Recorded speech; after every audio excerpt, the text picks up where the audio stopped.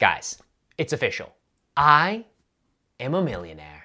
Dude, congrats! So, when Lambo? Oh, not that kind of millionaire. More like a points millionaire. Yeah. Hey folks, and welcome back to the channel. For those of you who are new, my name is John of John's Finance Tips on TikTok as well as on Instagram. Now, I might not yet be a dollar bill millionaire yet, but in my lifetime, I have become a points and miles millionaire, having had over 40 credit cards in my, credit card career. I've been able to use those miles and points to fly for free in international first-class seats. I've been able to stay at overwater bungalows in the Maldives for free. And oftentimes though, when people hear about what I do, the first question they ask is, so how do you afford this? Do you sell drugs? Whoa, the other first question. So John, you do all this free travel. How do I use my points for maximum value like you? And honestly, that's a great question. With so many miles and points, it can seem a little bit daunting on how to get the best bang for your buck. But that also depends on so many factors. For example, do you travel solo or with a family? Where do you like to travel to? North America to Europe, North America to Asia, or do you like to go to South America or wherever? And how do you like to travel? Economy, business, or in the tippy tip of the point in first class? And how frequently do you travel? And the list kind of goes on and on. So you kind of see the complexity in the question in and of itself. However, in this guide today, I'm gonna give you a comprehensive walkthrough of all of the ways in which you can maximize value for your American Express membership reward points. And obviously stick around to the end because I'm gonna give you the best way to maximize value from those points. As always, my small ask is if you wouldn't mind just tapping that little thumb icon as we continue watching the video. And if you don't yet have American Express membership reward points, my top recommended are the American Express Blue Cash Everyday, an amazing catch-all card for 3% online gas as well as dining. The American Express Gold, one of my favorite cards for 2022, gives you 4x back on grocery as well as dining out and effectively only costs you $10 a year. And for the business users out there, the American Express Business Platinum. So those are just 3 cards to take a look at if you don't have any membership reward points, and feel free to check them out, link down below. So with American Express, there are gonna be 6 different ways that you can use your points. Now, before we jump into all 6 of those though, let's understand what exactly is a baseline value for these points. So in the credit card industry, we accept that 1 point is typically equal to 1 cent. And another way to represent that, kind of flip it, is actually called 1 cent per point. Now, the reason that that's important is because you can then take points, say, from American Express, compare them to points from Chase, compare the points from Citi, compared to Marriott points, compared to miles. And so you have a common standard in which you can compare different point values. Now, the cent per point formula is as follows. It is the dollar amount that you would have paid for the flight or the hotel stay divided by the points that was actually required multiplied by 100. So an example would be a $400 a night hotel that you spent 40,000 points to stay at. You would take 400 divided by 40,000, multiply that by 100, and you see that you get 1 cent per point. And at 1 cent per point, that's not bad. Can you do better? Absolutely. And in this video, I'm gonna show you how not just to get 1 cent per point, but in some redemptions, you could get 5, 10, 20 cents per point on a redemption. All right, so we've got 6 methods for redeeming your American Express membership reward points. To get started, go ahead and pop onto americanexpress.com. Once you're on americanexpress.com, go ahead and then navigate to rewards and benefits on the top tab there. Once you're in rewards and benefits, go ahead and click earn and redeem. And within redeem, you're gonna see all the 6 different options we're gonna talk about today. And it also kind of happens to be from the worst to kind of the best. I don't know if that's intentional on AMEX's part, but it's kind of funny. So the first option we're gonna talk about is shopping with points. So it's the second one down. Go ahead and click on into there. Once you're in here, you can see that you have a ton of different shopping options to choose from. So basically what you're doing is instead of shopping at, say, apple.com, you're using your points instead to purchase something at apple.com. Now let's walk through to see how much a point is actually worth if you use this option. Let's say for whatever reason, you're interested in buying an iPhone with your points. So go ahead and click into the Apple section, and now you're looking at iPhones. Look at that, a shiny iPhone 14 Pro is gonna cost about 1,990,000 points. So we see here that the iPhone 14 Pro costs about $999. So plug that into our cent per point formula, 999 over 199,800 multiplied by 100, you get 0.5. So it means 0.5 cents per point. Remember earlier we discussed that 1 cent per point is a good baseline. You're getting half the amount of value you should expect to get out of your points. This, to no surprise, because typically across all portals, is the worst redemption option. I would highly recommend you not do this unless you just had millions of points to burn and you're trying to figure out a place to use them. But honestly though, I really would not recommend using this option. Even if we eyeball some other things, I pull up Best Buy here, you can kind of see roughly the points are going to be quote unquote double the amount of the dollar value. And so again, everything I think on here is going to be at 0.5 cents per point. Horrible redemption, don't do it. The next option you have is to use your points for charges. So you can pull up a list of all of your eligible charges. Here are mine, as you can see on the screen, and I have about 1.4 million points. So AMEX is saying you can take these points and instead of having to actually pay for the charges, just use your points instead. So let's walk through an example. Here we see we've got United Airlines pulled up and there's a $450 charge. So instead of using $450, AMEX gives me the option to spend 75,000 points to pay off that charge. So let's go ahead and plug that into the cent per point formula. So 450 over 75,000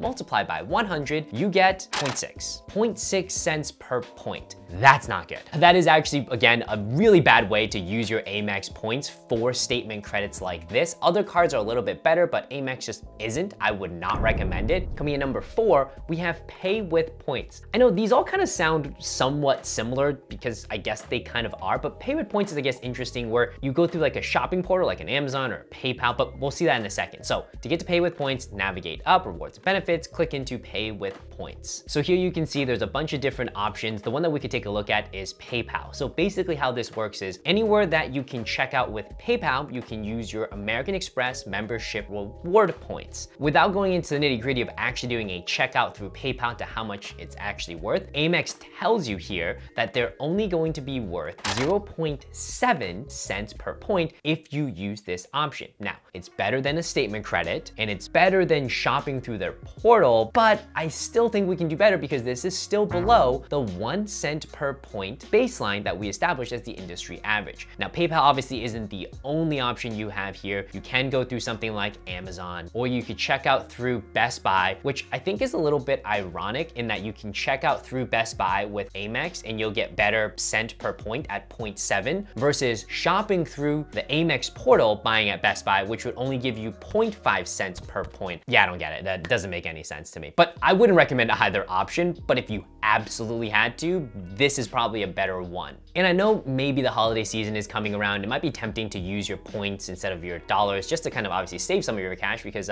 hello recession 2023. Anyway, instead of doing that, try to just use a cashback card, either the AMEX cards we described earlier to get some points, or if you just want straight cashback cards, Citi Custom Cash at 5% for your highest spend category, or Bank of America Customized Cash, or the American Express Blue Cash every day. So that's another way to make holiday shopping just a little bit easier. Again, all the cards are linked down below. Option number 3 we have is buying gift cards with your points. Now, this one seems actually like an okay deal. So if I go in here and take a look at Adidas, I can buy an Adidas gift card, or Adidas, for about 1 cent per point, right? $100 is going to cost me 10,000 points. So we use the formula 100 over 10,000 times 100, that would equate to 1 cent per point. That's awesome, industry average. You would think though this applies to all gift cards. Sadly, that's not the case. So if you scroll down a little bit more, let's pull up Nike as an example. We said a Nike gift card would cost us 25 bucks, but if we use points, it would cost 2,941 points. Well, 25 over 2,941 times 100 is equal to 0.85 cent per point. I have no idea. I think it's really weird that there's a variance in the cent per point when you redeem for gift cards. So if you were to go about this option, keep that in the back of your head that you're not always gonna get 1 cent per point if you wanna be able to hit that baseline, but maybe you just wanna get a gift card for cheap, you don't wanna use cash, that's totally fine as well, but just be aware of that. Not everything is 1 cent per point in the gift card method. Is this the greatest use? I would still argue no, but it's certainly going to be better than the first 3 we discussed. So I would take a look at this if you had to spend in one of these categories and you wanted to burn points instead of cash. All right, coming in at number 2, we have the travel portal. This one's pretty straightforward. Basically, the American Express travel portal, instead of using dollars, you can use points and things get a little bit better when you're on here. Let's go ahead and pull up a dummy booking, Boston to Paris, round trip, let's say sometime in February. Fun fact, that's actually where I got engaged just a couple months ago. So we pull up this Delta flight, $930 or 92,978 points. Honestly, both of those options are pretty terrible, but let's just rock with it for the example. So you take 930 divided by 92,978, multiplied by 100, and you get roughly about 1 cent per point. It's really tough to go over because right at this current point, AMEX is gonna be able to dictate how much they actually want to value their points at, and it would be in their best interest to value them as low as possible. So you save 930 bucks, you ended up using your points. Come on now, this is John's Finance Tips. This is where the fun starts. Instead of doing this or any of the things we talked about for maximizing points value, we're gonna go on to the #1 thing that you can do to maximize the amount of value you get for your American Express membership reward points, and that is leveraging transfer partners. This is gonna sound a little bit scary, and it is, but it's not, but bear with me. So basically, when you leverage transfer partners, you move outside of the control of American Express, right? Because up until this point, everything you've done with your points has been within the AMEX ecosystem. But the minute you take their points and move them somewhere else, suddenly you can start unlocking some crazy value. So here's what I mean by that. American Express has these transfer partners. They're usually airlines and hotels where you can take your membership reward points and think of it as kind of converting it to a different type of currency, an airline mile or a hotel point. Then you can use that airline mile hotel point and redeem it using an award chart or however that airline or hotel tends to price out their awards. And that is where kind of the outsized value lies,